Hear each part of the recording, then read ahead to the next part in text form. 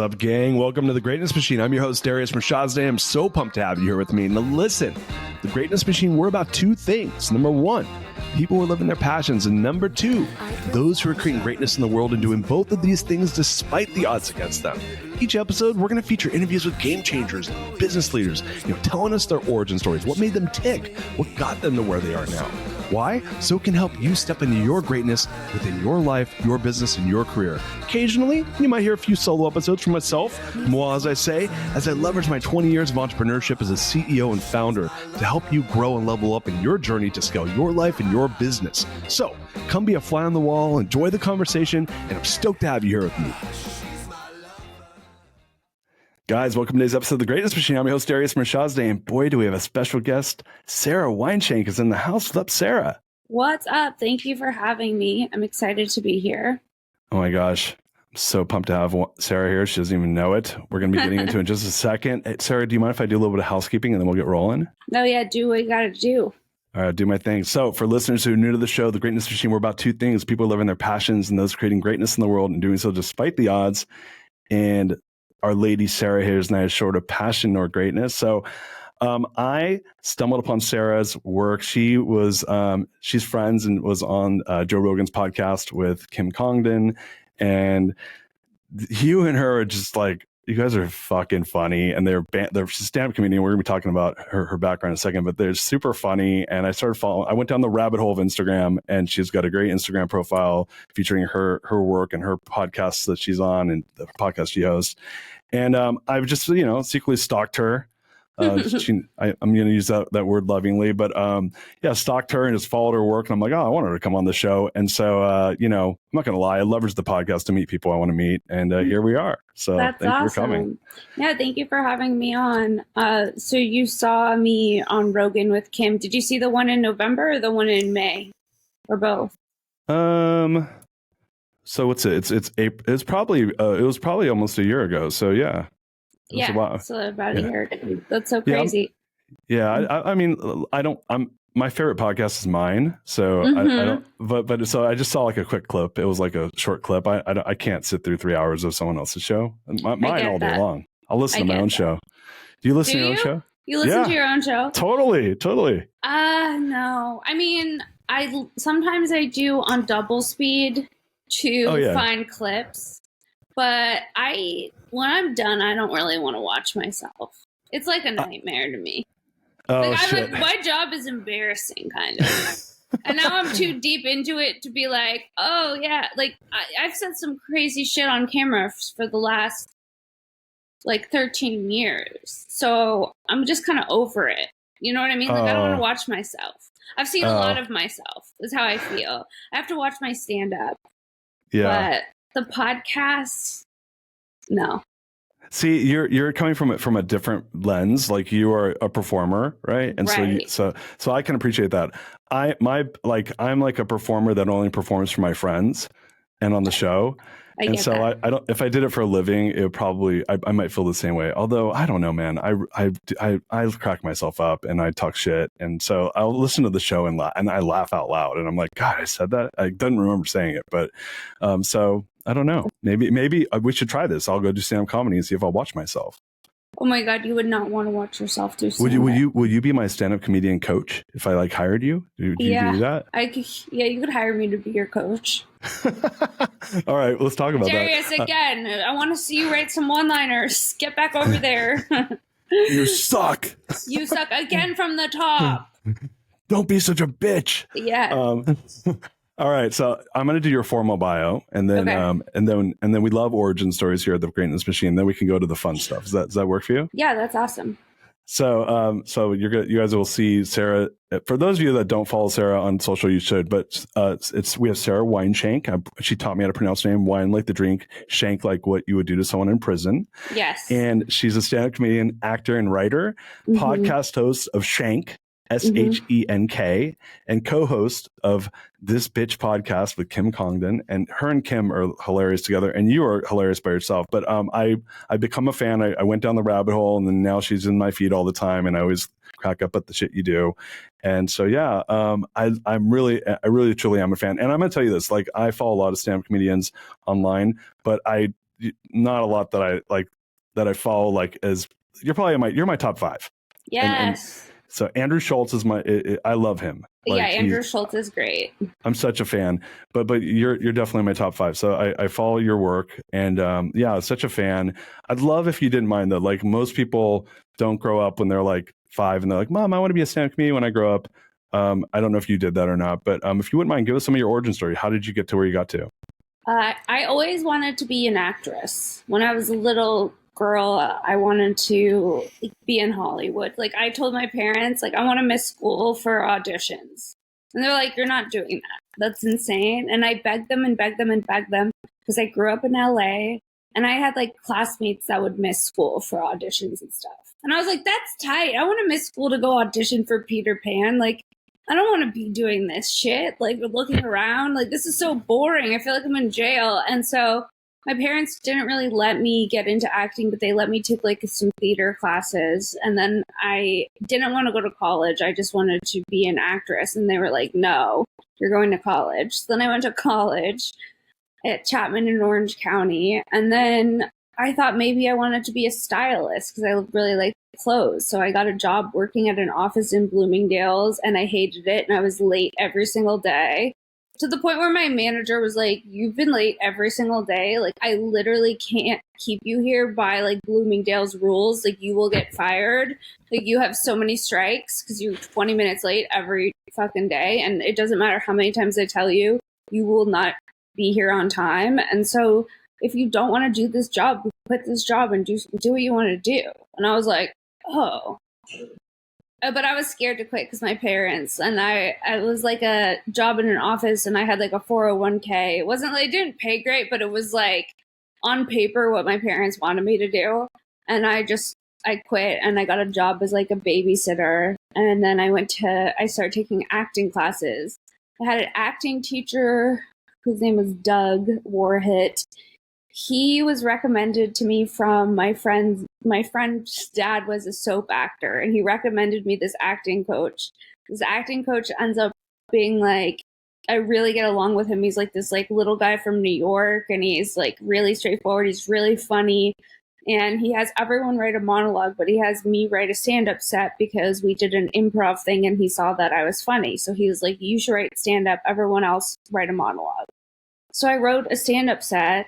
And then shortly thereafter, I met someone who was hanging out at the Comedy Store, and I went to the Comedy Store, and then I just basically started stand-up and never stopped. And that was in 2010. What was your first set on? What did you write about? It was so embarrassing. It was something about how it was so weird. It was okay. Do you remember Jennifer Love Hewitt? Oh yeah, Jennifer Love Hewitt. My wife calls her horsewoman. Horsewoman? Yeah, she looks like someone that would have a horse. She does. She does have horse girl energy. Horse girl, like the horse vibe. Horsewoman, yeah. Yeah. Yeah, no, so it was like she went on some late night show and started talking about how she Swarovski crystalled her vagina. She vajazzled it.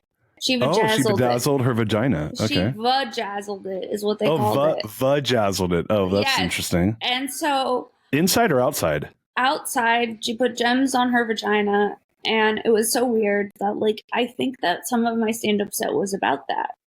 That's what I remember. I don't even remember if there was, like, a punchline or not. It just was like, Jennifer Love Hewitt's crazy. Liz blah, blah, blah, blah. And that was crazy.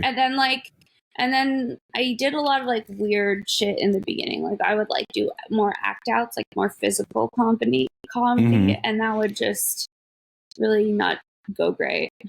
I'm having bad flashbacks to like the early days. So did you bomb? Were you bombing at first? Yeah. You bomb. You'll have like 3 good sets and then 6 bad sets, and then you'll have one good set, and that'll keep you back in the game like a drug addict. You're like, yeah, I'm back, baby. I had a great set last night. I could do anything. But then if you have a bad set, you're like, fuck, why did I choose this career? When can I go back on stage next? Because I don't want that to be my most recent set.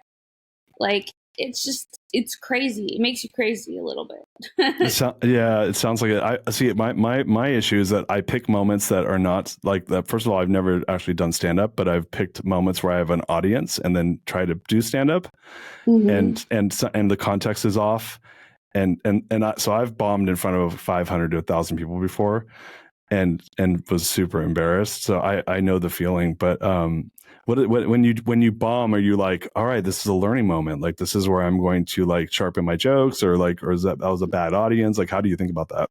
Yeah, I mean, well, like last night I did something weird that I haven't done before, which is I did a set. The set went great, but for some reason I was standing in the dark. Like there was a spotlight in the center of the stage, and I just was standing in the dark, like in the shadow. And I didn't even think that I was standing in the shadow until afterward. My friend was like, dude, you were like weird in the dark the whole time. You had a great set, but it was like you would come into the light and then you go back into the dark. Yeah, you're being creepy. Yeah, I was being creepy and weird. So I don't know. What was the question you asked me right before? Oh, I don't know.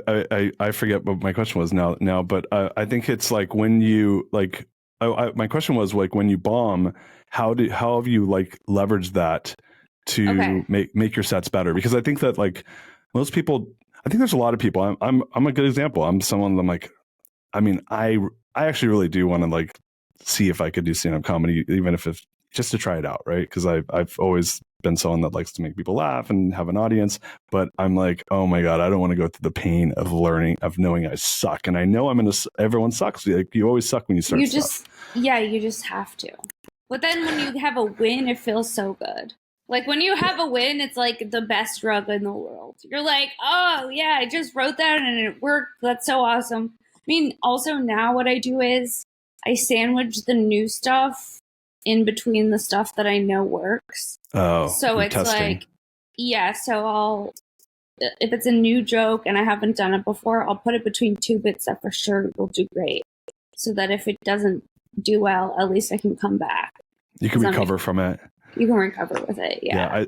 I saw it last night. I went and saw it. It was funny. Like, I haven't been to a stand-up comedy show in a long time. Obviously there's the I think Instagram has changed stand-up comedy like in such a massive way, right? Like even the thing that happened with Andrew Schultz, where he, for his big tour 2 years ago, where Amazon and Netflix basically told him that he had to cut some of his jokes, and he told him to fuck off, and then did it himself. Yeah. Right. Which was so awesome. I was like, and I was in Mexico when that came out live, and I think I paid the $20 and watched it, and I was like up crying, laughing like out loud, because like, dude, like the Michael Jackson jokes and the Michael Jordan jokes and all that stuff was just so funny. Insanity, right? Yeah. And so I remember watching that and thinking, and then he came out afterwards and was like, I made more money doing it this way than had I done it like had I bowed down to the powers that be. And I remember that moment. I was like, oh shit, like the game has just changed for stand-up comedy. Like stand-up comedians kind of have the power now because of social. And in the past, that wasn't the case, right? Yeah. What do you think about that? Yeah. How are you feeling about that? That's definitely the case. Like before, I mean, now though, they want you to put material out all the time. Before, you would kind of like save all your material for a special, and now the rules are kind of changing. You can just put the material out and people can find you. You know what I mean? Which feels really good. Like you have more control over who has access to you, and the people who have access to you are actually fans of you. And it's just like comedians helping other comedians. You know what I mean? Yeah. Like the power of all of the comedians being around each other and co-creating with each other and doing each other's podcasts and having their friends on the road with them and doing all of that just makes it so much bigger than it's ever been. Because in the 80s, you'd have to go on tour to get fans, you know, like you'd have to go to Kentucky. People in Kentucky wouldn't know who you are already because they wouldn't be listening to your podcast. Now you can see the regions of people where people are listening to your podcast, and you go, oh, I know I have an audience in Florida, so I'll book a show in Florida. I haven't done Florida, and everyone in Florida is listening. So then it just makes it a little easier for you to figure out how to market yourself and really like be your own manager in a lot of ways. Like I have a manager, but the only reason I got him is from doing all of the work myself up until this point. You know, you kind of have to get yourself to a place where you have something to offer, you know, because there's so many people that want to do stand up and there's so many people that quit. It's a lot. Like if someone said to me, you have to start stand up again from scratch, I would be like, fuck no. Like, yeah, really? Why? It's so much work. It's like, because you do it, like I've been doing it since 2010, so 14 years. So it's like, you know, like when you, for the first 10 years, at least first 5 to 7 years, it's all you're doing, right? And you're just not really getting paid for it and you're just doing it. And it's like it's almost like you're in law school for comedy, but you're not getting, but at the end of it, you don't know if you're gonna like make money. Unlike when you pass the bar, you're like, okay, I'm a lawyer, I get to make money. Like the amount of time that you spend doing it, like I meet people who I'm so jealous of, like young people like who are like 22 and they started at like 17 and they're like already so good. And I'm like, that's so crazy. Like I wish I would have started it sooner, for sure. But you started pretty young though. I started when I was 24, yeah. So, yeah, that's still pretty. I mean, Dave Chappelle, I think, started when he was like 15 or 16. He was doing comedy clubs in high school. You meet all these little freaks, and they're like, I'm like, how did you even know that you wanted to do this when you were like 17? Like, I had friends who weren't even allowed into the Comedy Store because they weren't old enough, but they would like hang out on the patio and try to come in because they just wanted to do stand up. Well, yeah, it's funny though. I think like, so where'd you grow up in LA? What part? I grew up in the Valley. I'm a Valley girl. Oh yeah, I could tell. No, you can. Yeah, I'm an Encino bitch. Totally. You're totally a fucking Valley girl. I am. No, I was messing around there. But but the funny thing you said is like I had friends who would go who were like, you're like in elementary school and it's like, and Johnny's going on his audition for like the freaking Cookie Crisp commercial, you know? And I was like, what the fuck? I want to do that. There's this kid in my class who's an extra in the Little Rascal movie, but he convinced us all that he was like not an extra. Like it was a big deal. Like his parents sent home a letter being like, he's in this movie. And then I went and I could only see his shoulder. And I was like, he's not even really in the movie. What the hell? Yeah, dude. But Hollywood's brutal, right? And I what's that book that just came out? Like, I Wish My Mom Would Die. Did you know the book I'm talking about? The girl from iCarly. Oh yeah. But I haven't read it, but I've heard about it. Oh my God. I read that book and I read the Britney Spears book. You're like, Darius, why are you reading these fucked up books about girls who are like child stars? And I'm like, oh yeah, yeah, they're just on my list. But I read those books and I was like, wow, that sounds fucked up. That was my opinion. No, I know. And that's what my parents' opinion was too. Like, I remember I did an acting class and my teacher was at the time Mary-Kate and Ashley's Olsen's acting coach, but she was like really running with that title. You know what I mean? She's like, yeah, I work with Mary-Kate and Ashley. And so then she had classes and I took her acting class and then she was like, come be an extra in this Olsen twin movie. And it was like the best day of my life. I was like, this is the best day of my life. I'm like a working actor. I'm going to see Mary-Kate and Ashley. I'm just standing in the background. My mom had she had to come with me because I was young. I was probably like 11. And she was like, we're never doing that again. The other moms were fucking crazy.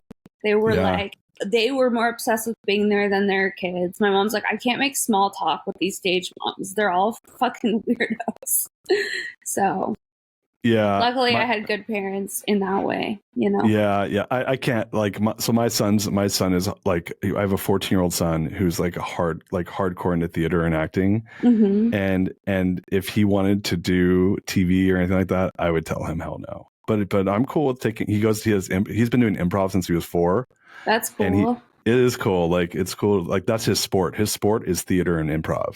That's awesome. And I did improv when I was a kid, like probably high school. So I was like, all right, this kid's he's not. I put him in like sports. I was an athlete too growing up. So I was like, all right, like you got to let your kids try different things.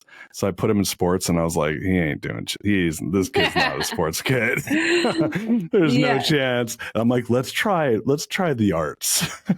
That's awesome. So it's cool, but I would never put him in like a TV or a movie. Like, I would not want him to do that. Because, I mean, first of all, when you watch the failure rate here of like the odds of that, when you look at what happens to most of these people in the future, most of them are not. They don't end up becoming Christian Bale or Joaquin Phoenix. Let's just put it that way. No, they don't. They end up becoming like addicted to drugs, talking to themselves, on the street, like Amanda Bynes shit, like, and then Dana like Plato. Yeah, exactly. It's just like, it's so, I don't know. Did you catch my Dana Plato reference? Do you know who I'm talking about? I don't. See, I dated myself. I'm a little bit older than you. Do you remember the TV show Different Strokes? Yes. The sister. That was the sister. And she was super famous for like becoming a massive cokehead. It was like her and Daryl Strawberry were like these like famous people from the mid 80s. Like her and like Willis, the older brother, were like found in an alley doing crack together. Willis. I think they robbed like a liquor store together. I'm not kidding. No. Yeah, no, it's so crazy. That's what happens. So it's like Lindsay Lohan. Remember she had the ankle monitor and shit? Yeah. And she was actually super famous, right? She was like out at clubs with her ankle monitor. She was wild. Her mom, I think, was doing drugs with her and partying though. Like that's like old school Drew Barrymore. Drew Barrymore was getting wasted with her mom when she was 8. Yeah, Drew Barrymore was doing coke at like 7 or something. Yeah, she was crazy. like she was like riding around on the set of E.T. with like a vial in her pocket, a little baggie. yeah. She was just doing bumps, So I was like, yeah, my kid's not doing that shit. Like I'll put him in it, and if he really is into it, like when he gets to college or whatever, and like later in high school, like it'll be his call, but I'm going to introduce him to it, right? And he loves it, which is cool. So that's cool that I think it's good that your parents held back on that. So you went to college, you end up having this job that you didn't like love for obvious reasons, but it's because you're an artist. Like clearly, like you're an artiste. Yes, I couldn't do it. I would they would yell at me because there would be all these forms that I have to print, like, because these stylists would come into the office, they would pick out clothes for their clients, and then I would have to scan the clothes and like put it into like an Excel sheet. It was really bad. It was really like data entry. Like I thought it was going to be more creative. I thought I was going to meet like stylists, and it's what I was going to want to do. But then I saw that they were like come in, and then they would be like lugging around like so many like so much shit, like carrying so many clothes for people and like spilling hangers everywhere. They didn't know where like a shirt was, and then they'd have to pay for it. It was all chaotic and crazy. And when I worked there, they used to get mad at me because I used to staple the paper weird, like, because I just didn't give a fuck. I would just like staple the edge of it, and it would be like hanging off. And they'd be like, why do you staple like this? I'm like what? I'm like, I don't know. I don't care about how to staple papers. Like, you're like, I only have one, like there's the 2 clasps and you only had one connected. Yes. So you were total fucking stapler rebel. Yeah. And they hated it because it looked all like janky and other things would get stuck to it. And they'd be like, why do you staple like that? I'm like, I don't know. And then I ended up quitting shortly after. So, by the way, I want to go back to the Mary-Kate and Ashley Olsen. I think it's cool that you're an extra, but I was always a little weirded out by them. I know, again, I'm old and I'm older than you, a little bit older than you, and so they were like my sister's age, and I was like, God, they look like little fucking aliens. They kind of do. You know what I mean? I was obsessed with it. I was like, wow, they have the life that I want. But they do, like, they were like little aliens, and they still look like aliens. There is this meme that I found of the Olsen twins. It says, this one looks like she knows how you die, and then this one looks like she knows when you die.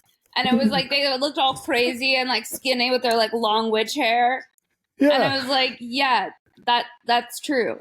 Yeah, that all just made sense what you said to me. The only thing I liked about them at all was John Stamos. That's what I liked about them. I was like, I want to be cousin Jesse when I grow up, and he gets to hang out with the Olsen twins. Yeah, that was my perspective. But yeah, I was always weirded out by them. I'm like, God, they look weird. They do. So in 2010, you start doing stand up. When you first went out, were you just like super scared? Yeah, when I first went out, I would do like, I think I drank before my set. Now I don't drink before sets ever. It just are you sober? Are you pretty sober when you go out? Like in general? Yeah. And then afterwards, like we'll drink, or I'll have a drink after my set. But yeah, for the most part, I do my set sober. I like to write a little bit high sometimes. Yeah, like gummies. Yeah, or drinking. Gummies. I hate gummies. I can't do them. Really? First of all, I live in Texas, so you can't even get them there. Secondly, if you could, I wouldn't buy them. I just think I'm a person. I was telling someone this the other day. I'm like, when I was in high school, I think was the first time I ever tried pot. And I remember like all my friends were like, I was like 14 or 15, and all my friends, like I would always like delinquent buddies whose parents, like their dads were all like non-existent. And and I have a twin brother, and my twin brother I have a twin brother who does not look like me. Thank God, because he was a total fucking train wreck when we were like growing up. Okay. And I was like student athlete and scholar. I was like, I like checked all the boxes, but I had this brother who was like ADD and he's funny as fuck. He's like super hilarious, but he was just a total like delinquent. Him and his friends would go to like Taco Bell and get in fights on Friday nights. That's so funny. And so I was like the straight edge, and all the teachers would come up to me and they're like, what's up with your brother? What's wrong with him? I was like 12, and I'm like, and now as an adult, I'm like, why the fuck would you ask a 12-year-old that? What's wrong with your brother? Yeah, that's so crazy. That's so like old school teaching. Total. Too. That's Gen X. Like your parents, like when the teachers would treat kids like shit. Yeah, they used to treat us like shit too. Like I had this one crazy first grade teacher who was like really fat and really mean, but then sometimes she'd be nice. Like she had different personalities, like maybe fully bipolar, and she would like lose it and like grab us by the arms and like throw us down. And I remember being like manhandled by this bitch. And then she would switch moods and be like, well, we're going to color sunflowers and we can make them any color we want. We can make them blue. She was like so fucking crazy. Like it was like she was like randomly really nice about creative projects, but then like kind of abusive if the class got out of hand. Yeah, she sounds like she was like maybe she was an alcoholic. She may have been. Yeah, I had an alcoholic teacher in my 5th grade class. My teacher was an alcoholic. She reeked of booze. Her name was Miss Lundy, because she was definitely not married. Yeah, and she reeked of booze, and she had like old drunk smoker face, and she had booze in her fucking desk. And I remember, and we were 10, and me and my buddies were like, she's a fucking alcoholic. And so I had her. I'm trying to think like, when I was in kindergarten, they would beat us if we wouldn't sleep. What do you mean? Preschool. They would hit you? Yeah, they'd hit us. And I remember I was 3. I went home. This is in Fullerton, because in Southern California. Yeah. And so I went home and I told my mom, I'm like, yeah, the teacher, Mrs. whatever, spanked me today. And my mom had to go. And this is back like I'm born in 78, so like I'm like the cusp of Gen X. I'm like, and I was joking people. I'm like, we're the last generation where kids got beat. Yeah. In school. Yeah. And so my mom had to go and tell them like, hey, you can't hit my kids. And so that's so crazy. Isn't it crazy to think about nowadays? Dude, imagine if a teacher smacked a kid who was 3 if they didn't go to sleep. They would get arrested for that shit. Yeah. Right? It's like assault. Totally. You would go to jail. Yeah, you can't do that. Yeah. Wow, everyone in the 80s was getting spanked still. Yeah. I feel like. Yeah. And now it's turned into it's converted so that it's all like sexual deviance because of being spanked when they were like 5.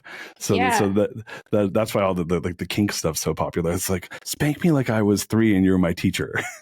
Yeah, that is sick and I think true. Right? I at least believe it. Like it seems to be like way more popular now, or at least it's out there. I don't know. What do you think? Yeah, I think that there's some like taboo thing about it.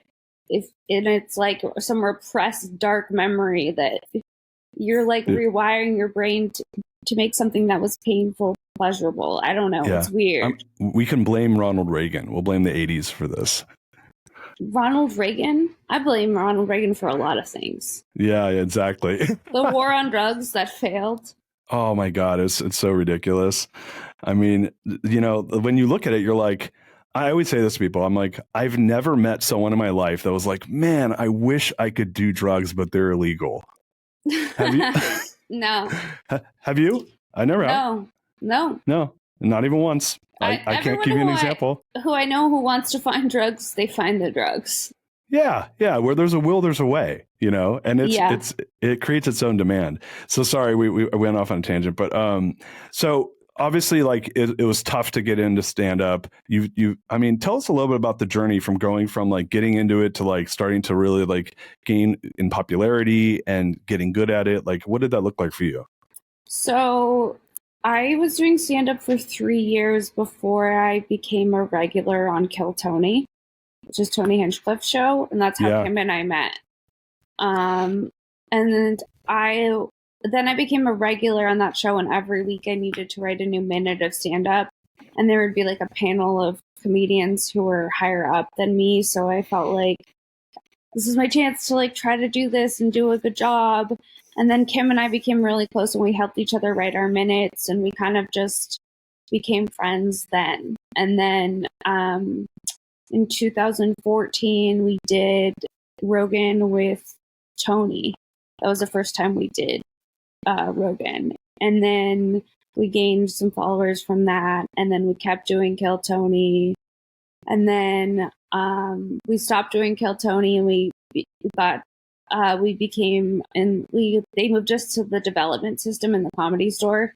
So then we would get spots at the beginning of every show. And then you keep doing, I was in the development system for a lot of years, like maybe like 10 years. And then I got passed and became a paid regular. But yeah. So when you say development system, because obviously like comedians will know what you're talking about, but a lot of our listeners aren't comedians. What does that mean? That's like, hey, we're not paying you to come because it's like an internship.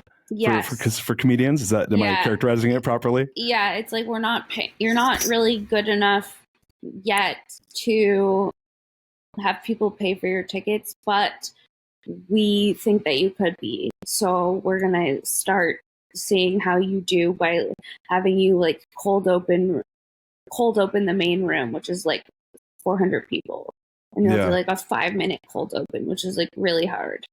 And then and just like and kind of just like biting the bullet and being the first person on stage, which is hard, and that just makes you so much better. And so I did that for like a lot of years, and then I started headlining and going on the road.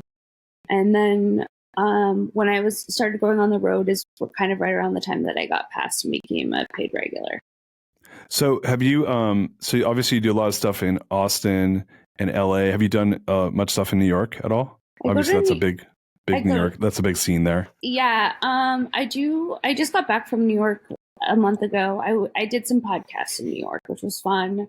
I haven't done the Cellar audition yet, but I want to do that next time I'm in New York, trying to line that up. And so with the Kill Tony, like I'll segue back to that. Like one of the things I've noticed, so I grew up in Southern California. You went to school where I grew up. I went to school at UC Santa Barbara. And when I graduated, I moved to San Francisco. And then I lived in San Francisco till about 2017. And then I was like, fuck California, I'm over this. And I moved to Austin. So people are like, oh, you were early, man. And I'm like, yeah, I started going to Austin back in like 2005. And so I was like, yeah, I'll just kind of watch the city. It's a cool city.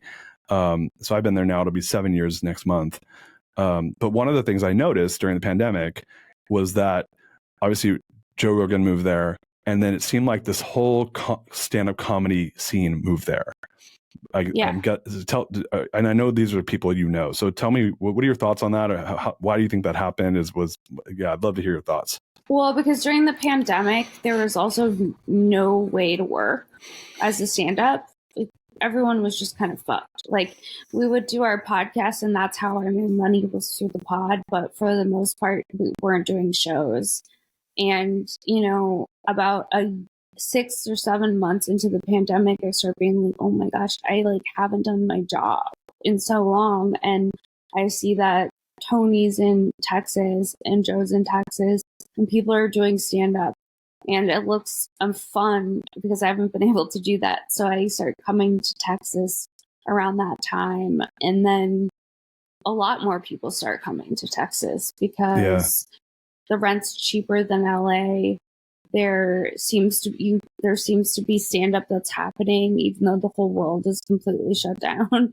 Like, I don't know. It just was an opportunity to work on our craft when there was no other opportunity to work on our craft.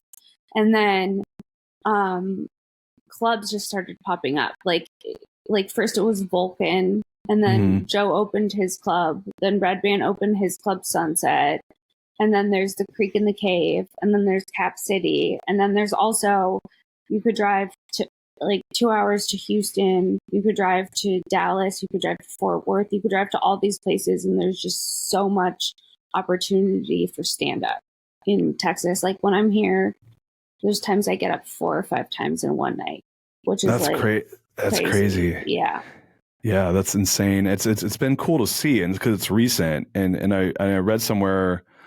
Like I said, I've lived in Austin for 7 years, and I'm a California person, so I have a bit of perspective from that, from having grown up and lived there.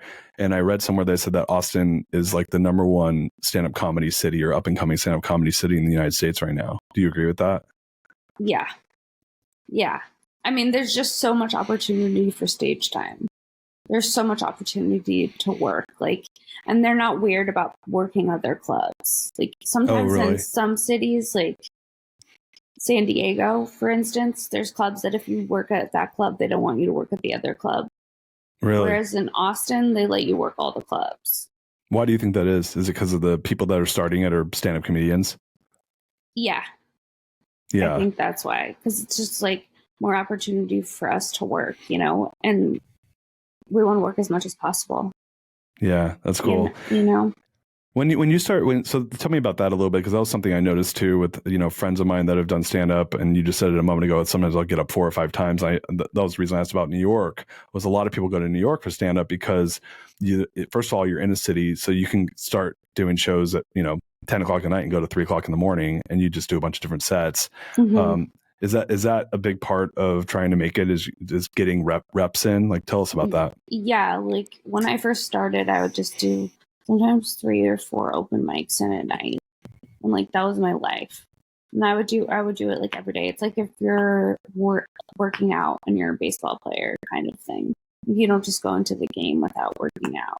So when you first start, the best way to do it is just by like getting the reps in and doing a bunch of shows. New York used to be like the place because you could get up so many times in one night. But when I remember going to New York being like, fuck, I have one set here and one set in Brooklyn and one set, you know, in Manhattan. And the commute is really annoying. Whereas in Austin, everything's kind of right here.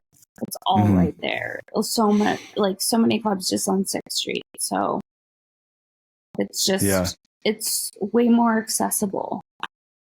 Yeah, that's I've seen that. It's a lot of it's downtown. It's a smaller city. So going back to what you said before is, you know, you started coming up after 2014.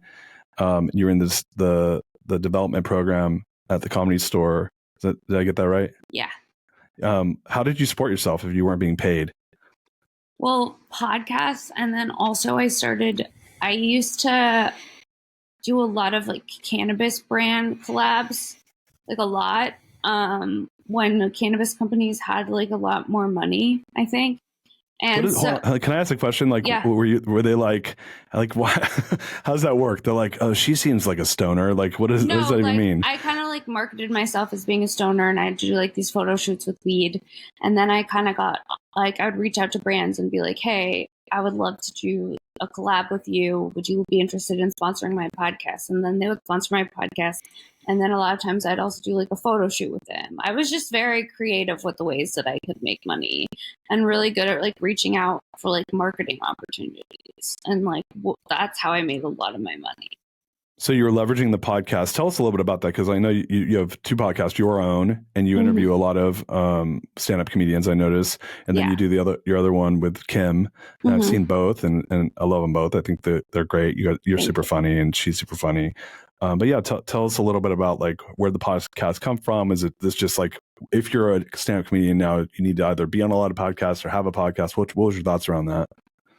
Well, I never thought I was going to be a podcaster. Like when I was a kid, I was like, it wasn't around. So I got into Kill Tony, and that was like 2000, I want to say 2014. I don't know, somewhere around there. I don't know the exact year, but, I got into Kill Tony, and then I started doing a podcast with Red Band because Red Band had his Death Squad network. So I ended up doing like 3 or 4 podcasts every week from the time I was like in my 20s until now. I just kept doing it because it just seemed like something that I could just put out and do myself. And I could, you know, and then eventually, you know, you get your studio and you figure out like how to really take it to the next level. But yeah, who produces your podcast? Because I was going to tell you, I think that you have really cool production. Do you do it yourself? We have a team. It's like we have a producer named Xavier who helps, and then we've been doing it at the Comedy Store, and they've been really helpful and supportive. We have a team of people there that we work with. This guy Lee, and then this guy Brian Baldinger. So those are like our point people at the Comedy Store, and then we also have another woman that's helping us out, McKenna. So we have like a little team now, which is great. We kind of have our flow. But yeah. Are they doing other comedians too, or just you guys, or what is this just like a side gig? This is like they do other comedians too. Yeah. Yeah. I want an intro to your people because I actually think that the design of your intro, the way you guys do your editing it's unique. And it's just from an artistic standpoint, I was like, oh, a lot of people, I don't know if you noticed this, and I don't know if it's true in comedy, but I come from a totally different lens, which is entrepreneurial podcasts and business podcasts. And it's so fucking formulaic. Like the way they do it's formulaic. The way it looks is formulaic. Everyone copies each other. And I watch it and I'm like, God, this shit sucks. It's all the same. And so what's funny is one of the things I like best about your podcast is actually, I think that the way you guys just design it's cool. What do you think about that? I think that it's just, I don't know. It's had so many different like versions, you know what I mean? That like now I feel like it's probably the most dialed in because we've just been doing it for a long time and we know what looks good and we know what we want and we've just been working with the team for a while too, so they know what we want, you know? Yeah, it's cool. I truly do love the aesthetic. I think you have a cool aesthetic. So thank you. Kudos to you for that. And so first of all, I didn't tell you this because we had so the audience is like, Darius, this is a very different show. And I'm like, yeah, assholes, because I'm getting to hang out with Sara. So I'm just talking to her as if I had her at a cocktail party. Like, this is very different than your normal format. I'm like, it is today. So I forgot because I always start the show before the show, pre-show, is I give people, we have a question called the greatness question.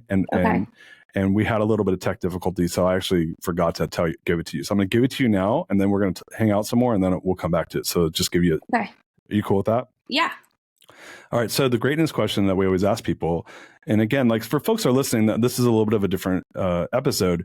Is I really wanted people to see, like, what does it take to become a stand-up comedian who's actually doing it professionally? And frankly, I was curious myself, just being someone that's loves stand-up comedy. You know, I grew up like watching Eddie Murphy, and I was like an Adam Sandler fucking fanatic when I was in high school, and Chris Farley and all those guys. And so for me, it's just something that I'm secretly passionate about. But I wanted the audience to hear that, just to kind of hear your story. And like I said earlier in the show, I'm a fan of your work. But the greatness question is, what is the number one barrier to creating greatness that you've overcome in your life, and how have you overcome it? So you want me to repeat that, or are you good on that? Repeat it one more time. Okay. I'll give you one more time. What's the number one barrier to creating greatness that you've overcome in your life, and how did you overcome it? Okay. All right. So noodle on that. You don't have to answer. But don't answer what you know it. You want to answer it? Yeah. All right. We're going to do greatness question early, and then we're going to have some more fun, and then I'll let her get out of here. Okay. I think self-doubt is the greatest barrier to overcome to do stand-up. Like, because there's a part of you that's like, I think I could do this, but then there's another part of you that's like, you're being crazy. I don't know if you could do this. This is like a thing that not that many people can do, and not that many people have long careers doing it. And then there's another part of you that's like, I think I could really do it. You know what I mean? So you're kind of torn. So I think the self-doubt is the number one barrier. And then like, if you have a bad set and you know that you have a bad set, then you start doubting yourself. Or if you've been doing it a lot of years and you're not exactly where you want to be, even if things are happening, sometimes it's easy to look around and be like, that person has this, why don't I have that? You start doubting your own capabilities because you're not focusing on your craft. You're focusing on what everyone else around you has instead of making yourself better. Wow. I love that. I actually think like stand-up is probably the most vulnerable way of experiencing that, because in like other businesses, even as you were describing that, by the way, I was thinking, I'm like, that's probably true of everything that people do, is like people doubt themselves and then they'll compare themselves against other people. So I was like, as you were saying it, I was like, actually kind of had a moment for myself, because there was something that I was like doubting myself about before the show. And I'm like, thanks, Sarah. You just gave me a pep talk. Yeah, so good. I appreciate that. But I do think that stand-up comedy is one of the few crafts where you go out almost, metaphorically naked in front of a bunch of people that you probably don't know. Maybe you know some of them, but more than likely you don't know any of them. And then you're just like trying to get them to react to something that they don't have to react to. They can just be like, that's not funny. I'm not laughing. And then, and what I notice is there's a tribalism around laughter, where it's like, if I can get a few people to laugh, then people tend to laugh if other people laugh. If nobody laughs, like, you don't want to be the only person that laughs. Although I will tell you this, I fucking laugh no matter what, dude. I will, if I think that person's, I will laugh. I will be the only person laughing if it's funny. Good. That's what we need. Yeah, no, there's been so many times where someone says something absolutely ridiculous, and I just like, I'm like, that is fucking hilarious, and I laugh, and I was like, I'm the only one that laughed. I'm like, fuck these people, they don't know what funny is. But yeah, like I do think it's hard, because like people are kind of like, they're kind of weak, right? Like they need, I don't want to be the only one to laugh, so I need to laugh with other people laugh. Do you notice that with being a stand-up comedian? Yeah, I noticed that for sure. I also noticed that as a woman, it is difficult. There's less of us for sure. Yeah. So yeah, we didn't talk about that. So I do think that, I mean, it feels like, do you feel like as a woman, like you can't, like you have to watch how you, like there's stuff guys can say that you can't say, or vice versa? Like what are your thoughts on that? Maybe that's changed now. Say whatever I want. But it is interesting because a lot of my jokes are more observational and not very sexual. And I have one sexual joke about like a vibrator. And then like the comments are like, a woman talking about sex again. Like everyone's getting like all upset about it. Being like, oh, this is tale as old as time. Woman talking about vagina again. It's like so crazy. So that part's annoying because it's just like, I don't know, it's my life experience. So I should be able to talk about whatever.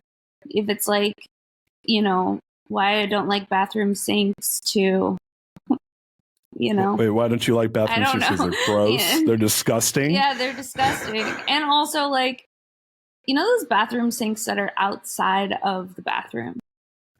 Oh, like yeah. When you're at like a restaurant, and it's like the guys and the girls are like washing their hands. It's like, hey, what did you just do? You're like, I don't know. What did you do? Yeah, I don't like that. It's kind of awkward because it's like, hey, like I kind of want some privacy while I clean things off. My hands, like I don't want to be on display. Yeah, like washing my hands on display. I don't like it. I wasn't just cutting carrots in the kitchen. No. I mean, yeah. It's like that wasn't just happening. Washing my hands communally in a hallway. When it's not in the bathroom, I hate that. Yeah, it's like I don't want to shower in front of people or wash my hands in front of people. Like yeah, me either. Yeah, like there's no public baths. Well, there are public baths if you go to like Turkey. Which have you ever been in a public bath before? No. Oh, I've been to Wee Spa. That counts. Wait, no. The Wee Spa, they made me take off my bathing suit and I didn't want to, and then they kicked me out.